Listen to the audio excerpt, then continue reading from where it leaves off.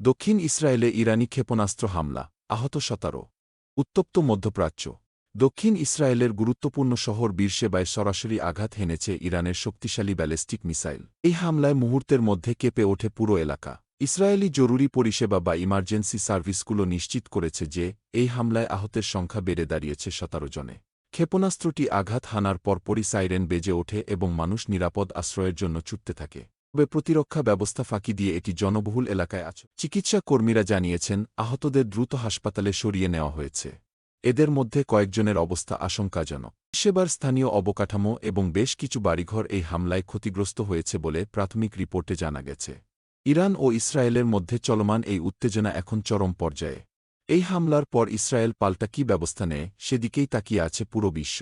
মধ্যপ্রাচ্যের এই সংঘাত কি তবে আরও বড় যুদ্ধের দিকে যাচ্ছে? সর্বশেষ সব আপডেট জানতে আমাদের সাথেই থাকুন। ধন্যবাদ। কি